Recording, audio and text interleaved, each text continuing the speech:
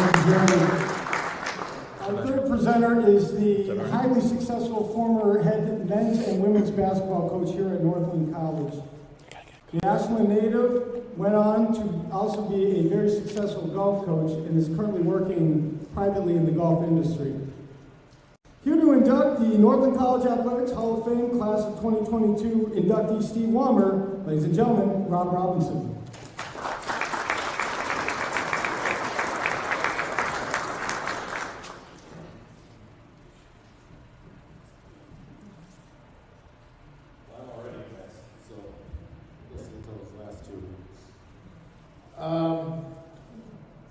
So thanks, Scott. And first off, I'd like to congratulate all the people being inducted today, as well as past inductees in the Northland College Athletic Hall of Fame. You're truly deserving, and we thank you all for what you've done for us.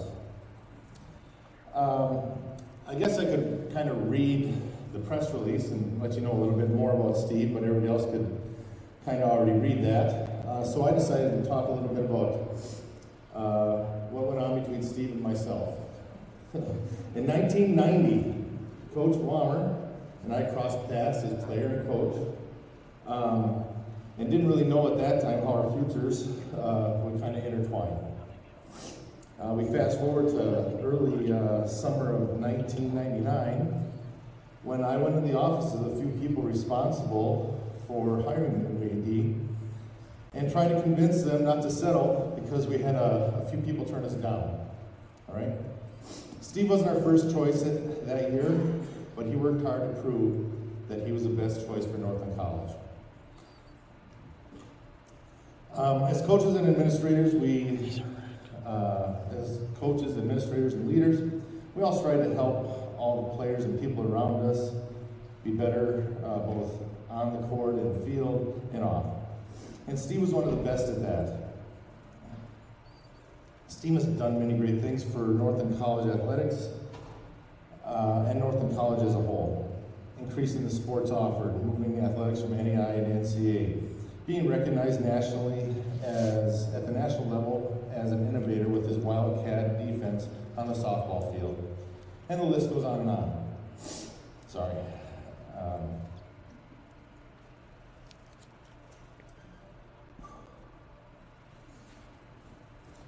I'm extremely honored that Steve asked me. Sorry, I'm struggling a little bit here. All right, I'm extremely honored that Steve asked me to be the person to introduce him today, not because of all the accolades listed on the plaque, but because, well, it took longer than 4 years to crack this nut. But because I'm one of those who is a better person today because of Steve.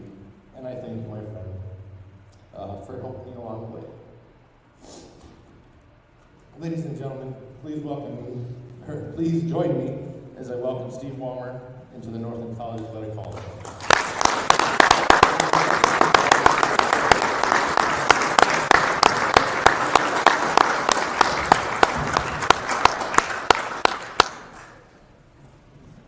So now the hard part, do I keep my glasses on? Or do I take them off so I can read what's on the paper? First of all, again, thanks to Northland College. This is just an incredible honor. Seamus and everybody else who was responsible, I can't thank you enough. And congratulations to my fellow inductees as well. I always wanted to coach. That's not 100% true. Up until 9 or 10, I wanted to play in the NBA. But at that point, I realized that wasn't going to happen. So I always wanted to coach. And I thought there are two things that really made that happen for me, the influences. I grew up in Audubon, a small town in northwest Minnesota, where I was able to, because it was a small town, and I'm not a great athlete like Kyle or Sarah. I'm glad you're sitting down because that might come as a shock, but I was able to be a three-sport athlete and to play and participate and experience what sports can do for somebody, even if I wasn't a great athlete. And then on top of that, what really made the difference was I had parents who were supportive. They didn't care if their kid was a star. They cared if the kid was having fun and enjoying learning and growing. So my mom, Mike, Betty Wammer, who aren't here, but presumably are watching the live stream, unless there's technical difficulties, in which case they're likely bickering about how to fix it. But they're watching back in Minnesota, and Mom and Dad, I love you, and thank you. The second thing that got me to where I am in coaching is the college I chose. And I know a lot of people here believe that how important that is. I didn't choose Northland, but I chose a small, private, liberal arts Division III school, and it changed my life. And I wasn't good enough to be an athlete there, but it was a place that had a great athletic tradition, great coaches, and they invited me to start coaching as an undergraduate. And so I got to work with Hall of Famers Sonny Goldsbig and Bucky Burgell, who are still mentors. They changed my life. I still think about them when I make decisions. So those two things, being in a supportive environment and picking the right college, I tell recruits all the time still, changed my life. So I coached for about a dozen years at some 2-year schools, good experience. Learned a little bit more about administration from a couple of great administrators, Ron Parker and Wally Reynolds, who I kind of modeled my athletic director, Stefan. And then I heard there was an opening at Northland. And Rob's right, they already had a couple people interviewing. I think a couple people turned down, a couple people they didn't want. And so I contacted Jim Miller and I came up for an interview. And when I came to Northland for the interview, I was impressed with Jim talking about what Northland's vision was for the future of athletics. We want to enhance and expand and want to join the NCAA. That was exciting to me. And then the chair of the search committee, Robert Hicks, he talked both about his experience in athlete and what he thought the future could be, like only somebody with a passion about running can talk. And I knew I wanted this job really bad. And so I thank Jim Miller and Wally Hicks for giving me that opportunity. When the word came out that I was going to get this award, a lot of people, congratulations, good job, and people would say, you know, you gave Northland a lot. And I'd like to think I did give Northland something.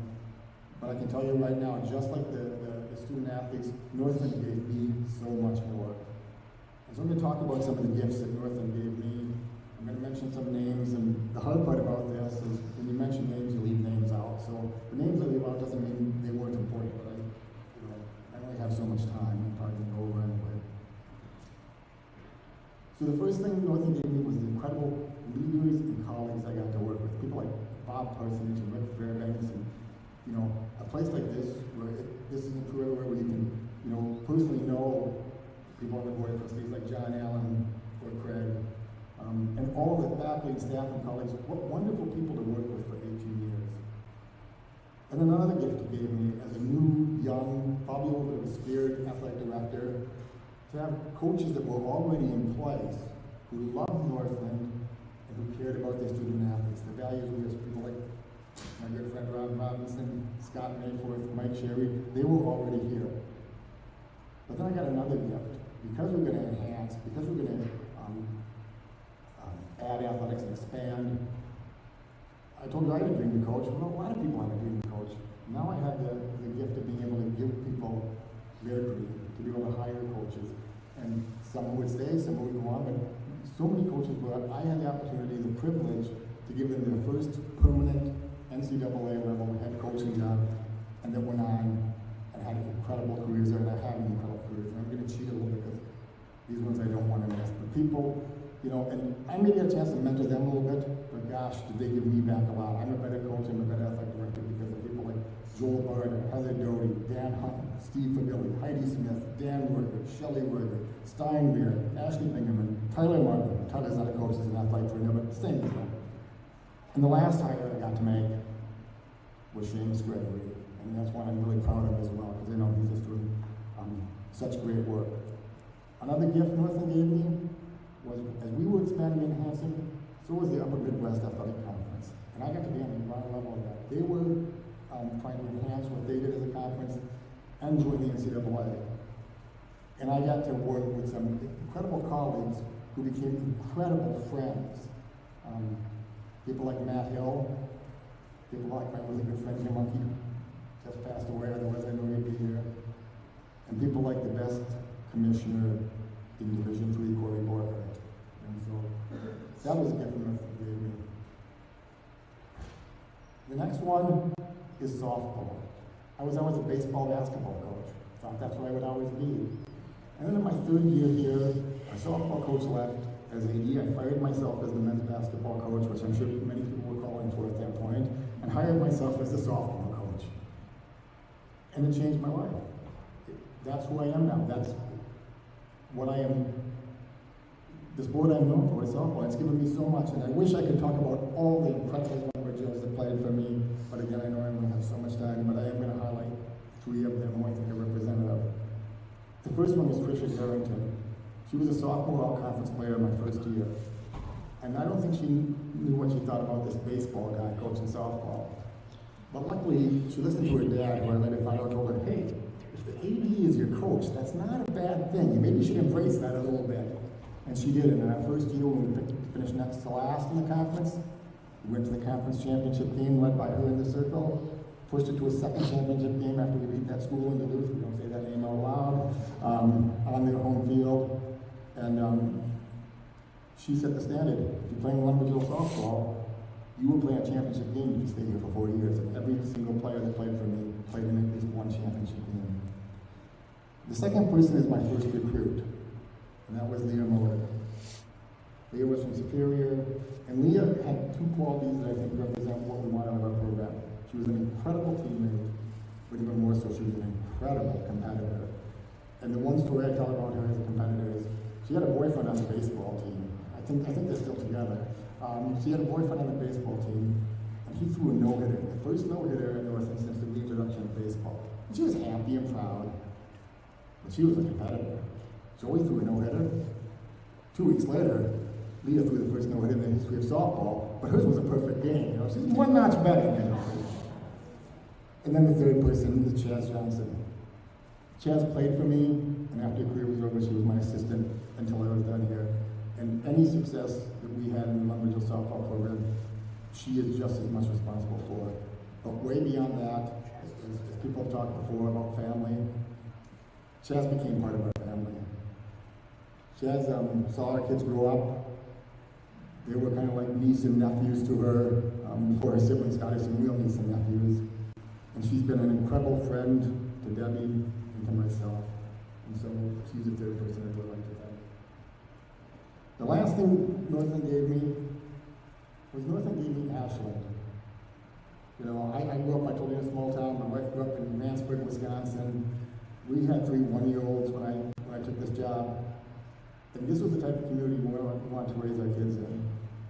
And so to be able to raise our kids in a community like this, to live in a community like this, Northland gave us Ashland. And so just like my hometown is Ottoman, and my wife's hometown is Mansburg, my kid's hometown is Ashland. And I think that's pretty awesome. I just want to finish with a couple thank yous of my family. The type of job I have, you know, there's lots of nights, there's lots of weekends, beyond the road recruiting and playing games, and you miss a lot.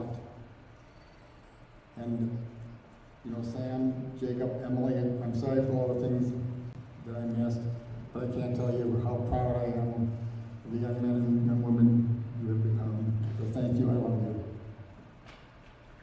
Last person, of course, is my wife, Debbie. Man, 31 years goes fast, doesn't it? It's amazing. Again, I couldn't be here right now without the support and love of my wife, Debbie. You know, she's the one that got stuck doing things, you know, when I'm contest managing a soccer game on a Saturday afternoon. And I have a job where if I win a couple of games, here at Greenwood will write a nice story in the Daily Press, or I'll stop down at Deepwater and somebody will slap me on the back and buy me a nut brown. If I have a good career, I get a day like today, which is unbelievable. My wife's a teacher.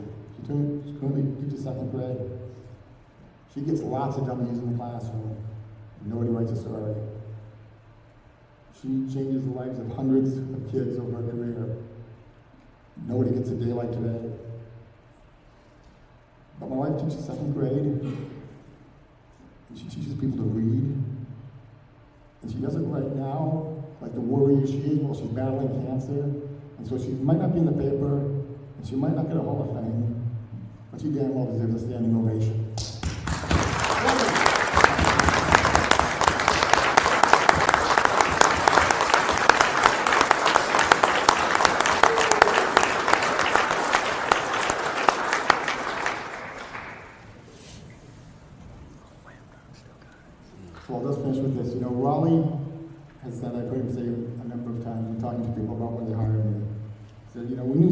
lot of good things. We felt he could do a lot of good things. But one of the reasons we hired him is because we knew he'd stay. Well, Raleigh, I stayed as long as they would let me, and it was 18 awesome years, so thank you.